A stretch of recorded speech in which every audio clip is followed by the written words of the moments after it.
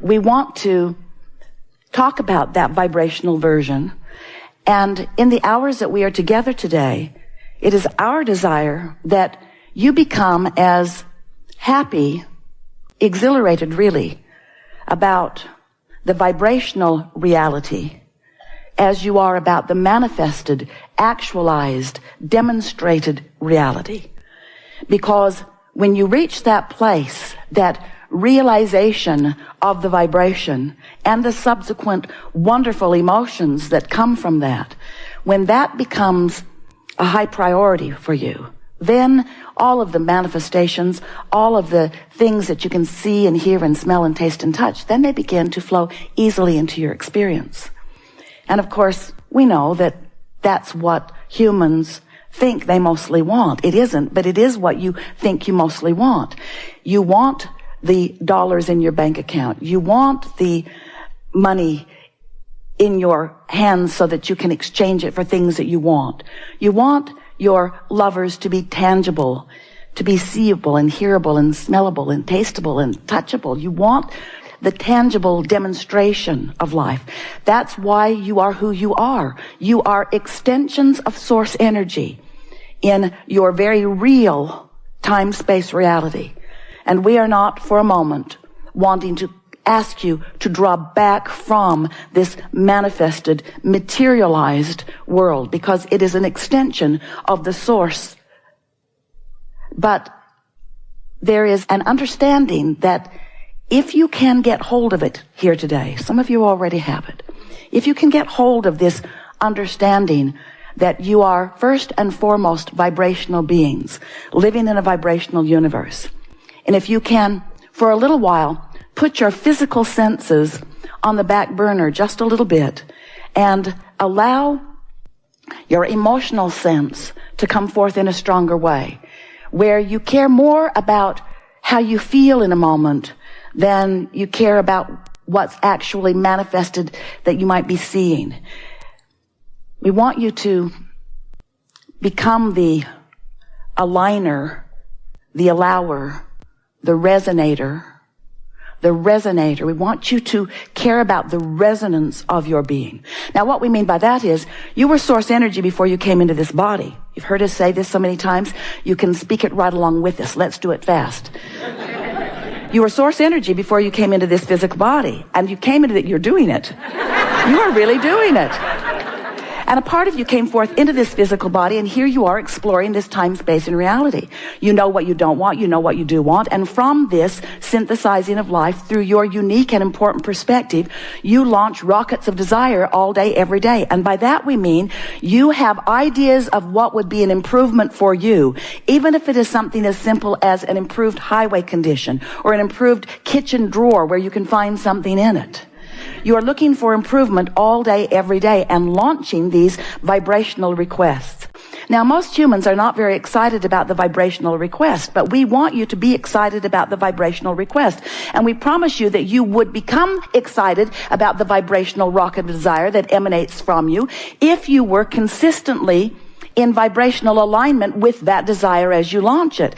But you're usually not, but you could be, but you're usually not, but you could be. But if you were in vibrational alignment with the rocket that you launch, you would feel really good all of the time, because as you launch a desire that you're up to speed with, the ensuing emotion that you feel is one of elation, one of passion, one of exhilaration, one of interest. You just feel so good when you are in any moment up to speed with what you are vibrationally launching.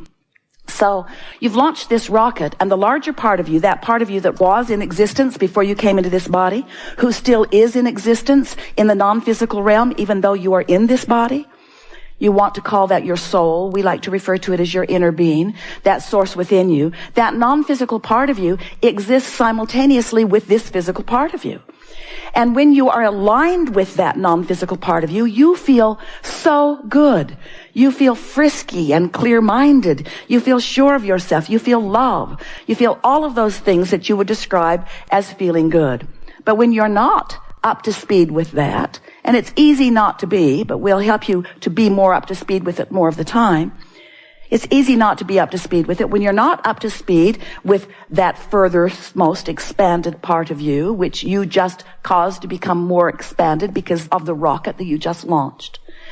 When you're not up to speed, you feel negative emotions. So your emotions are your indicator of your allowing, of your resonance, of your being fully present. Now, the source within you is always looking to you and through you. Sometimes you get that. Have you ever just had an idea that was so brilliant that you just knew it came from some broader perspective? So two things happened in that moment of that brilliant idea. One thing that is happening all the time is that source is right there with you, knowing what you're living and flooding the best idea in this scenario that is available into all of the universe. That's the first thing that happens, but it happens whether you know that it's happening or not. But the fact that you realized the idea, the fact that you felt the idea, and when it felt wonderful when you realized it, that means that the second thing has happened, and that is you're up to speed with who you really are. And that's what you're wanting more of the time. That's what you're wanting most of the time. That's what Esther is wanting all of the time. When you get tuned in to this high frequency, you become intolerant of hanging around in lower frequencies. And we don't want you to be intolerant in the sense that you throw little fits. Or big ones.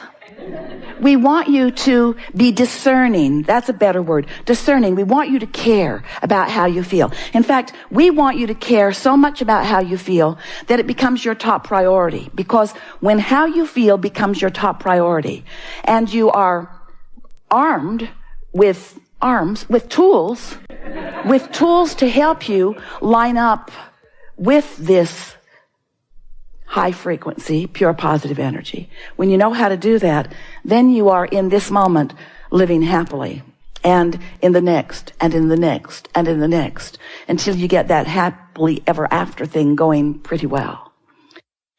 So here you are amidst contrast. But contrast is for clarification, not to beat you up. And the reason that sometimes it feels to you like the contrast of your life is beating you up is because you have not learned to manage your own vibrational relationship with that broader part of you. Some of you would say, well, if Source is so smart, and Source is, then why isn't Source managing the contrast between us better? And we say, because you have the free will to sift and sort and choose and offer vibrational frequencies. You are a transmitting and receiving mechanism, first and foremost. So when you think a thought, you have the right to think that thought. Law of attraction will bring things like that thought to that thought. Within 17 seconds of you focusing on something, another thought like it joins it. And that's momentum. You hold it for another 17 seconds in that thought vicinity, and another thought joins it. More momentum.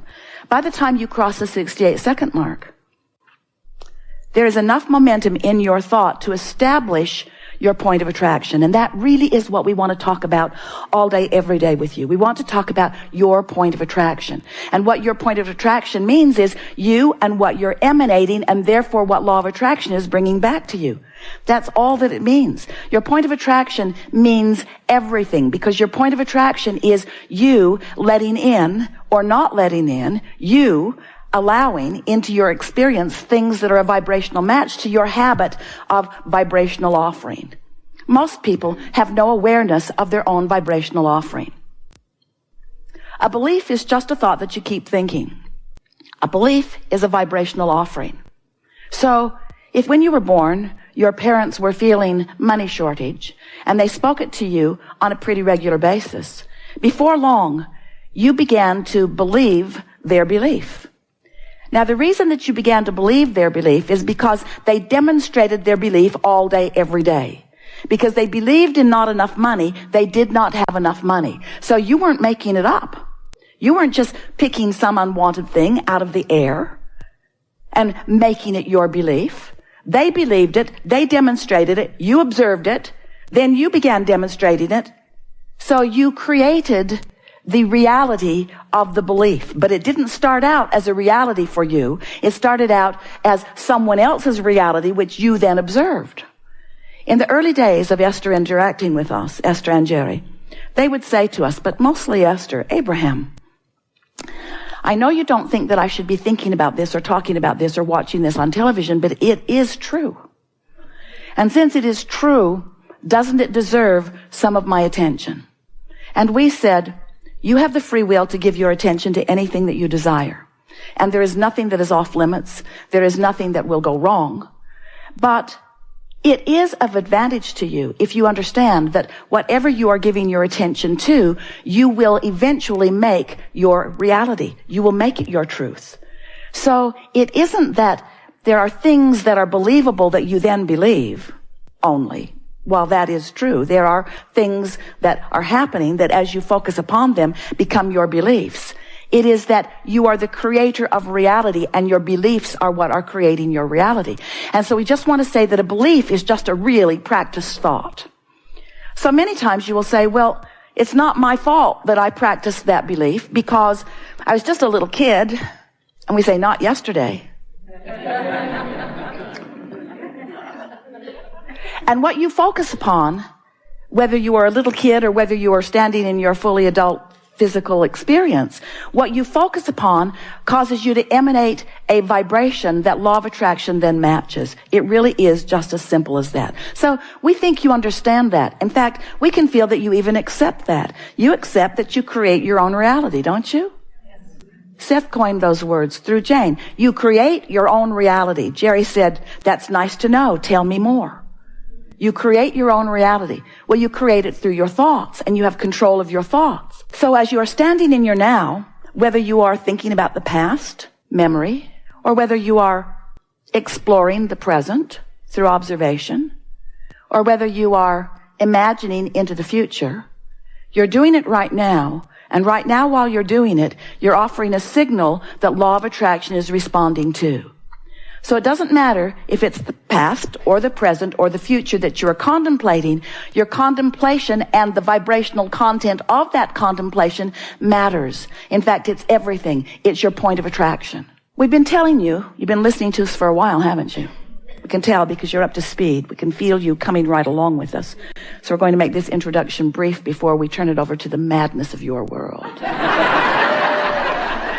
So, as you're exploring the variety that surrounds you and you're launching these rockets, there is this expansion that is taking place within you.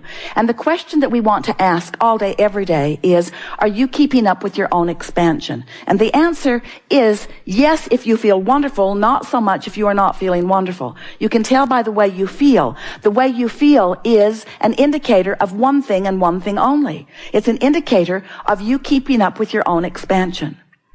It's an indicator of whether you are in this moment perceiving whatever it is that you are giving your attention to in the same way that the source within you is perceiving it. When you find someone who is really irritating and you feel the irritation of that demanding person, that feeling of irritation that you feel is your offness. It's your disconnection is too strong of word, but it's your pinching yourself off from the vibrational signal of your source who does not feel that way about that person. So that's when Esther would say, well then, I need to give you more information about that person. Because I'm certain if you had more information about that person that you would feel about that person the way I feel about that person. And we say, that's really a big tripping point for all of you, isn't it? Do you realize how much time you spend every day trying to get someone else to see something the way you see it? To validate the clarity that you know that you've come to by getting someone else's agreement. Esther used to say to Jerry, in fact, she still does, hey, I'm going to talk to you about this. Let's talk about this. I want to know what you think. And Jerry would get that silly grin on his face and he would say, I don't think you want to know what I think. I think you want me to agree with you. And Esther never admitted it, but it was true every time. because there's something about someone else agreeing with you that somehow sort of validates you. And we want you to know that the validation that you're looking for is that alignment with that source within you who has expanded and evolved and who stands as the vibrational reality of all that you have expanded to.